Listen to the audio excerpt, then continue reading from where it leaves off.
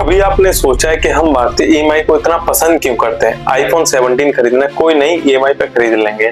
नई कार खरीदनी है, कोई नहीं, सिर्फ 10,000 रुपए पर मंथ की तो ईएमआई देनी है। शादी आ रही है, कपड़े खरीदने, कोई नहीं खरीद लेंगे, सिर्फ 0% ईएमआई पे अवेलेबल है। एज पर रिपोर्ट्स ना 40% जो स्मार्टफोन है ना वो ईएमआई पे बेचे जाते हैं एंड 70% आईफोन ना वो भी ईएमआई पे बेचे जाते हैं। ये मैटर नहीं करता है, चाहे हमें फोन खरीदना हो, कार खरीदनी हो, कुछ भी खरीदना हो, सब कुछ ईएमआई पे अवेलेबल है।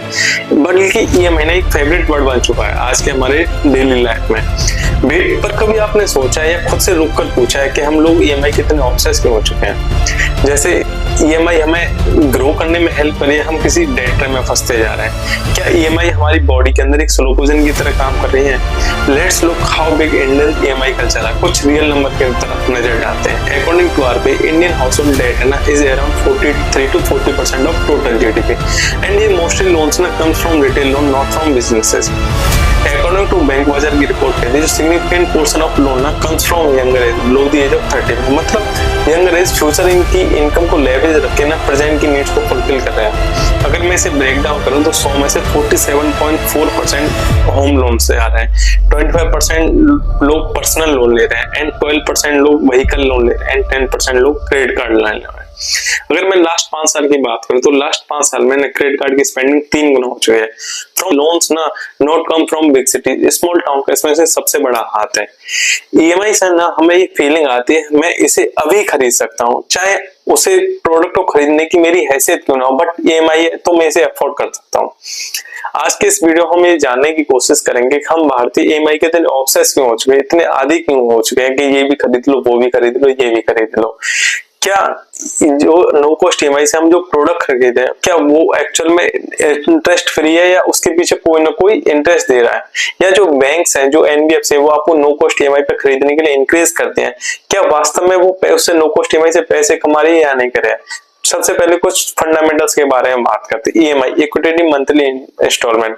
आप प्रोडक्ट की प्राइस को अपफ्रंट पेमेंट ना करके उसे कुछ मंथली ईएमआई में ब्रेक डाउन कर देते हो। सपोज करो कि आपने 60,000 का कोई आईफोन खरीदा, आप उस प्रोडक्ट की प्राइस को नो कॉस्ट ईएमआई पे आपको अवेलेबल है, आप 60,000 अपफ्रंट पेमेंट ना करके उसे 10,000 रुपए पर मंथ की ईएमआई में कन्वर्ट कराते हो फॉर 6 मंथ।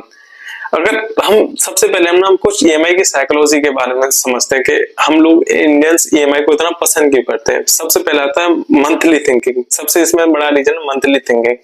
हम इंडियंस ना प्रोडक्ट खरीदने से पहले हम प्रोडक्ट की प्राइस नहीं देखते हैं, हम देखते हैं कि इसके कितना मंथली ईएमआई कितना आएगी।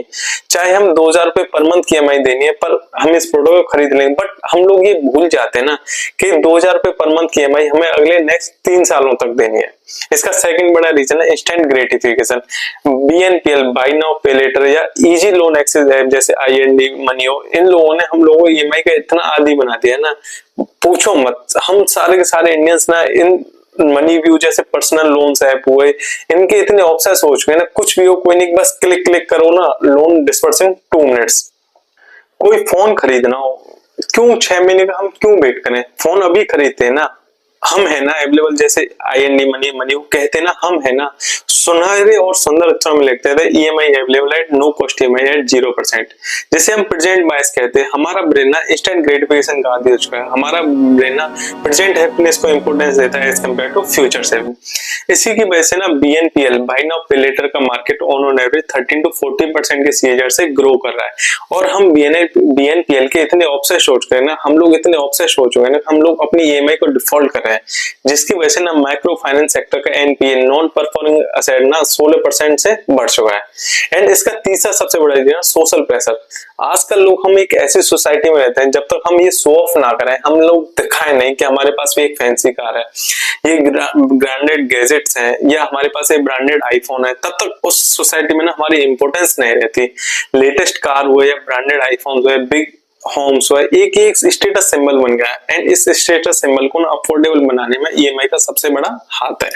कभी आपने सोचा कि जो बैंक्स है या जो कंपनी आपको नो कॉस्ट ईएमआई पे प्रोडक्ट खरीदने के लिए इतना इंक्रीज क्यों करते हैं, या जो बैंक्स है या जो एनबीएफसी है वो ऐसा करके या नो कॉस्ट ईएमआई आपको ऑफर करके कैसे पैसे कमाते हैं?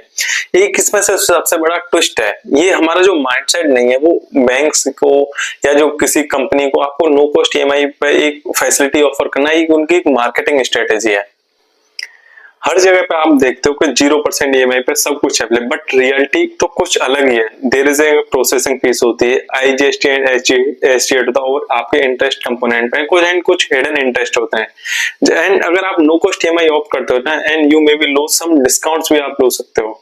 कभी आपने सोचा बैंक्स एंड जो कंपनीज ईएमआई आपको जो नो कॉस्ट ईएमआई ऑफर करते हैं वो क्यों करते हैं? एक सबसे ज्यादा कि आप नो कॉस्ट ईएमआई को देखने आप प्रोडक्ट ज्यादा खरीदते हो, या जो आप ज्यादा परचेज करते हो, ज्यादा पैसे खर्च करते हो। बैंक्स एंड कंपनी, सेकंड इसका ये है, bank and company earn money via processing fees. अगर आपको बैंक्स आपको नो कॉस्ट ईएमआई ऑफर करे तो उसको नो कॉस्ट ईएमआई को करने के लिए आपको एक प्रोसेसिंग फीस के नाम से आप कुछ मिनिमल अमाउंट आपसे लेंगे, एंड आईजीएसटी एसजीएसटी चार्ज करते हो इंटरेस्ट कंपोनेंट पे। अगर आप 0% इंटरेस्ट पर प्रोडक्ट खरीदे तो यू फील दैट कि मेरे को कुछ अच्छी डील मिल गई एट लोअर प्राइसेस, बट आप भूल जाते हो बैंक्स ना उस आपको लोअर डील पे एक अच्छी प्राइस पे आपको प्रोडक्ट बेच के भी ना कुछ पैसे कमा रही है इन फॉर्म्स ऑफ अदर फॉर्म्स में, जैसे प्रोसेसिंग फीस से कमा रही है, इंटरेस्ट से कमा रही है, या आईजीएसटी एसजीएसटी इंटरेस्ट कंपोनेंट से आपसे पैसे कमा रही है। फिनटेक ऐप हुआ जैसे बीएनपीएल ने हम लोगों को डेट ट्रैप में फंसाने के लिए इतना आसान बना दिया ना कि इन जस्ट वन टैप हम लोग ना बिना महसूस के भी एक डेट ट्रैप में फंस जाते हैं। असली प्रॉब्लम तो जब शुरू होते है जब ईएमआई ना हमारी हैबिट बन जाती है। जैसे हमने कोई एक फोन खरीद रहे ईएमआई पे, वो फोन खरीद रहा है, उसके बाद कुछ और प्रोडक्ट की जरूरत पड़ गई, किसी मेरे को बाइक खरीदना, वो भी हमने ईएमआई पे खरीद रही, एंड अनदर फोन खरीदे ईएमआई पे।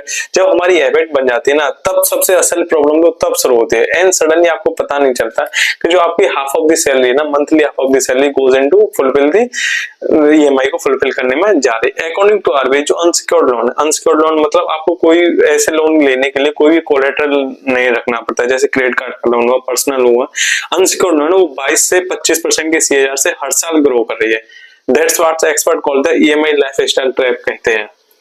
ईएमआई लाइफस्टाइल ट्रैप मतलब आपने पास्ट में तो कुछ खरीद लिया ईएमआई पे, जो आपकी जो सैलरी है, जो मंथली जो फ्यूचर आपकी जो इनकम है, जो फ्यूचर सेविंग है, वो पास्ट की जो नीड्स को ना फुलफिल करने में जा रही है। इसलिए एक जो लोन्स है ना, वो एक हम ईएमआई लाइफस्टाइल ट्रैप में फंसते जा रहे हैं। बट जो सारी की सारी ईएमआई है वो बुरी नहीं है। अगर आप कोई भी लोन ले रहे हो, अपनी प्रोडक्टिविटी को इंक्रीज करने के लिए ले रहे हो, या कोई भी स्किल सीखने के लिए लोन ले रहे हो, या कोई हायर एजुकेशन लोन के लिए लोन ले रहे हो, तो वो लोन ना एक तरीके लिए एक इन्वेस्टमेंट है। अगर आप कोई इंस्टेंट ग्रेटिफिकेशन करने के लिए, जैसे कोई फैंसी गैजेट खरीदना है, कोई फोन खरीदना, कोई बाइक खरीदना, कोई लग्जरी लाइफस्टाइल को फुलफिल करने के लिए आप कोई भी लोन ले रहे हो, तो वो बुरी है। क्योंकि over a period of time आप जो पास्ट जो फ्यूचर की जो इनकम है ना, उसे आज प्रेजेंट की बायस है, प्रेजेंट की नीड को फुलफिल करने के लिए एक तरीके से लेवरेज ले रहे हो फ्यूचर की इनकम के लिए। अगर भगवान न करे जो आपकी फ्यूचर की इनकम रुक जाए, खुदा ना करे आपकी जो फ्यूचर की इनकम रुक जाए, या जो आपकी जो जॉब है वो चली जाए, तो जो आप जो ईएमआई एक ट्रैप में फंस जाओगे। क्योंकि आपके पास आज जो प्रेजेंट में जो आपके पास्ट की जो ईएमआई आती जा रही है, अगर फ्यूचर की जॉब आपके पास नहीं रही, पैसे की आपके पास जुगाड़ नहीं रहे, तो आप एक ईएमआई के लाइफस्टाइल ट्रैप में खरीदे हो। अगर हम फाइनल थॉट्स के बारे में बात करें तो नेक्स्ट टाइम जब भी कोई भी प्रोडक्ट आप ईएमआई पे खरीद रहे हो ना, तो खुद से पूछना क्या मेरे प्रोडक्ट को असली में जरूरत है, या जो मैं प्रोडक्ट की जो ईएमआई पे खरीद रहा हूँ, या मैं उसके पीछे इंटरेस्ट दे रहा हूँ ना। क्योंकि ज्यादा ईएमआई होने से ना हमारी जो फाइनेंशियल इंडिपेंडेंस है वो उसके ड्रीम को ना किल करती जा रही है। So many EMI kill your financial independence.